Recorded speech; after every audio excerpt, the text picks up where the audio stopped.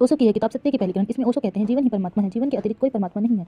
जो जीवन को जीने की कला को जान लेते हैं वे प्रभु के मंदिर के निकट पहुंच जाते हैं, और जो जीवन से भागते हैं वे जीवन से वंचित होते ही हैं, परमात्मा से भी वंचित हो जाते हैं। परमात्मा अगर कहीं है तो जीवन के मंदिर में विराजमान है, और जिन्हें भी उस मंदिर में प्रवेश करना है वे जीवन के प्रति धन्यता का वो आनंद और अनुग्रह का भाव लेकर ही प्रवेश कर सकते हैं। लेकिन आज तक ठीक इससे उल्टी बात समझाई गई। आज तक समझाया गया है जीवन से पलायन, जीवन से पीठ फेर लेना, जीवन से दूर हट जाना, जीवन से मुक्ति की कामना। आज तक यही सब सिखाया गया है।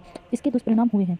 इसके कारण ही पृथ्वी एक नरक और दुख का स्थान बन गई है। जो पृथ्वी स्वर्ग बन सकती थी वह नरक बन गई है। मैंने सुना है एक संध्या स्वर्ग के द्वार पर किसी व्यक्ति ने जाकर दस्तक दी। पहरेदार ने पूछा तुम कहाँ से आते हो? उसने कहा मंगल ग्रह से आ रहा हूँ। पहरेदार ने कहा तुम नरक जाओ, यह द्वार तुम्हारे लिए नहीं है, स्वर्ग के दरवाजे तुम्हारे लिए नहीं है, अभी नरक जाओ। वह आदमी गया भी न था कि उसके पीछे एक और आदमी ने भी द्वार खटखटाया। पहरेदार ने पूछा तुम कौन हो? उसने कहा मैं मनुष्य हूँ और पृथ्वी से आता हूँ। द्वारपाल ने दरवाजा खोल दिया और कहा तुम आ जाओ, तुम नरक से ही रहकर आ रहे हो, अब तुम्हें किसी नरक जाने की जरूरत नहीं है।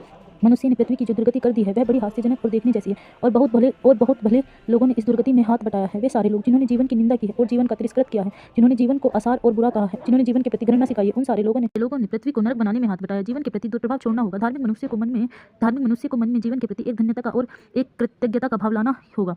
जीवन उसे आसार नहीं दिखाई पड़ेगा, और अगर कहीं जीवन आसार मालूम होता है तो वह समझेगा कि मेरी कोई भूल होगी जिससे जीवन गलत दिखाई पड़ रहा है। जब जीवन गलत दिखाई पड़ता है तो धार्मिक आदमी अपने को गलत समझते हैं। इसी प्रकार ओशो के और विचार को मेरे साथ आगे बढ़ाइएगा। आप सभी के भीतर बैठे परमात्मा को मेरा प्रणाम। मिलते हैं अगली वीडियो में।